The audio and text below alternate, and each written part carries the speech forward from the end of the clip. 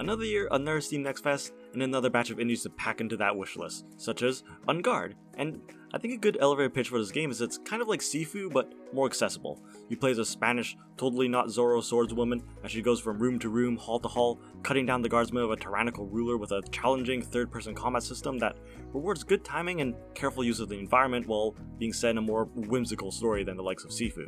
The game is still difficult though. You'll see my health bar get precariously low from time to time, but the parry window is much more forgiving than Sifu. You heal after each encounter, more importantly, and there weren't really any combos to memorize, making it easy to pick up and play, but there's still tons of depth to master.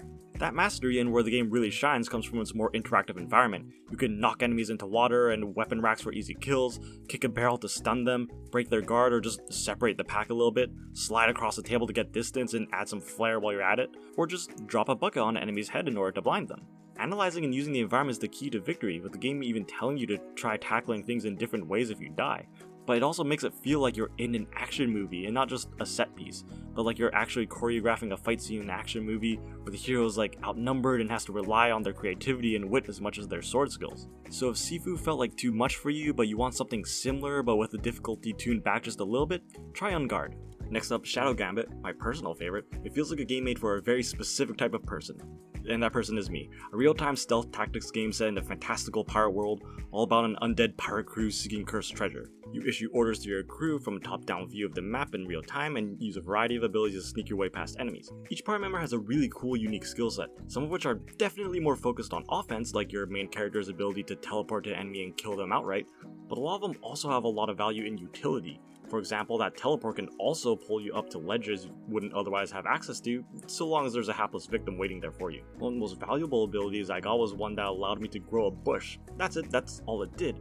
But it gave me a great hiding spot where one may be absent, or I could hide a body in it and have an instant hiding place, both for the body and me. This game is not about how quickly you can dispatch your foes or how efficiently you can do it, it's more about how you go about it and how creative you can be. It can all be a little overwhelming though, admittedly, since it's all in real time as you order and direct your crew, and once you get multiple characters to manage, it can be easy to lose track of everything going on all at once, especially if you split them up, which you often need to. But once you get the hang of it, it's not too bad. So long as you get your crew into a bush or something, they're hidden until you move them out. And the game actually encourages you to save scum. It's a core mechanic and part of the story even, that you can turn back time. Look, I don't care if you save scum, I do it from time to time, I'll admit. Play how you want. This game definitely encourages being creative with how you tackle levels, and writing an excuse in lore to let you try again is a great way to get people to do just that. And of course, you don't have to use that mechanic if you don't want to. But admittedly, it almost encourages you to save scum a little too much. I feel like everything you do results in the reminding you that, hey, you can save, like they're Navi from Ocarina of Time or something. But if a game still feels like too much, you can also pause it and give orders to your team and watch them execute your plan all at once in a very satisfying scene. Speaking of satisfying, once you beat a level, you get a cool little moment where the game shows you a top-down view of the map, and it shows you the path you took and where and how you killed enemies. It's a very nice cap off to each level. Shadow Gambit is 100% my jam, and I just cannot wait to play more of it. Next up, Beastie Ball is the latest in the monster collection genre that, let's face it, needs a bit of competition, and Beastie Ball is throwing its hat, or volleyball that is, into the ring.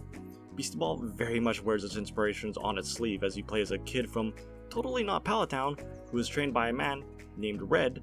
Careful now, I can see Nintendo's lawyers frothing at the mouth. You collect monsters, all have distinct abilities, level them up, but instead of making them beat the ever-loving crap out of each other, they play a nice game of volleyball. The battles play a lot like your typical turn-based RPG. You and your opponent take turns using skills and abilities from your team of two, but instead of just whittling down your opponent's health, you're trying to score a point. You can do this by depleting your opponent's health bar, you monster, but if you play properly, you can avoid hitting your opponent altogether. If your opponent fails to block your shot and the ball lands on their side of the court, you score a point, just like regular volleyball. Some monsters' abilities can only shoot the ball vertically, others horizontally, so you gotta pick the right attack based on your opponent's positioning. Likewise, you have to carefully position yourself in order to defend properly. The tutorial alone for this game already showed potential for far more depth than Pokemon while still feeling very accessible. Beyond the matches, you still collect monsters, although here you use jerseys to recruit them, and the game sets up some interesting plot points that might deal with environmental conservation and turning your hobby into your job through the character of Red. Those are two very different things, so I hope one doesn't fall by the wayside or that they don't conflict with each other. I also feel like I need to see more of the volleyball gameplay just to see if it has the complexity in the later game, but this is a very unique take on the monster collecting genre that has a lot going for it. Next up, Born of Bread. From the art style to the gameplay, the humor, and even the music, Born of Bread is the Paper Mario and Thousand Year Door's spiritual successor we've been begging for. Some archaeologists accidentally release some demons at the same time a chef is making some bread for the queen when, poof, his creation just comes alive.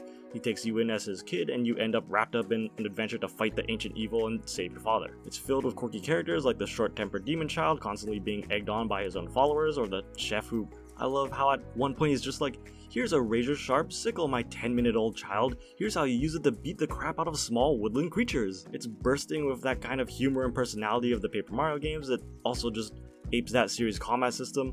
It's turn-based but requires careful timing and button presses to perform attacks and defend, which I'm normally not a fan of turn-based combat unless it's like this. It makes the combat feel more involved. There's some light exploration with some 3D platforming that mostly leads to clovers, which act as a currency, but there's also things you can find that'll let you upgrade your companions, and there's some light RPG elements sprinkled throughout. Companions also give you abilities to use in the world like digging through walls and such. My only negative, and it's a nitpicky one I'll admit, is that the whole being made of bread thing doesn't seem to serve a purpose the same way everything being made out of paper did in Paper Mario. But that's not a big deal. This game is wearing its inspiration on its sleeve and it wears it really well. It nails everything I'd want from a Thousand Year Door successor. The art style, gameplay, humor, and since Nintendo hasn't been giving us what we want from the Paper Mario series, I'm totally okay with Born of Bread just filling that niche. Alright, a few fast ones now. Spirit Swapper is a match 3 puzzle game with a lo-fi beats to chill to vibe that nails pretty well. Matches often have you facing another character, and the better you match 3 to, the more blocks fill up your opponent's screen, and it's a simple enough gameplay loop that I enjoyed. And the great music you get to listen to as you play was nice, and there's a story woven between the match 3 that looks like it's going to have some very genuine feeling characters. But I also just made the seemingly random moments where everything stops so that both you, the player, and the characters in the story can play a game of match 3 make the story be a little disjointed. And the matches felt a little too short too. It's best of 3, but usually just as I was getting into the groove of things, I'd win without even realizing it, and the board would reset, pulling me out of the moment and preventing me from getting into that flow state I want. It's almost too chill. Viewfinder is a puzzle game that has a premise that seems so simple on the surface but is just so impressive in practice. All it is that you have a camera and you can take pictures and then use those pictures to solve environmental puzzles by like pasting the picture onto the world and turning it into a 3-dimensional thing you can walk on and interact with. So for example, if you need a bridge, you can just snap a picture of the ceiling and then you can paste the image onto the world and create a fully 3D bridge you can walk on. Need to get through a fence, snap a picture where there isn't one and put it over the fence, and now there's a hole for you to walk through. You can stand closer or further from an object to make it appear bigger or smaller before using it for some superliminal type of trippy puzzles. It's kind of wild that it all just works. It remains to be seen how much legs this concept has, but so long as it doesn't outstay its welcome, this could be one of the best puzzle games of the year. And lastly, well, the Iron's Hot. It's basically if you took the crafting from Minecraft, removed the survival elements, and threw in some minigames to make it feel a little more involved.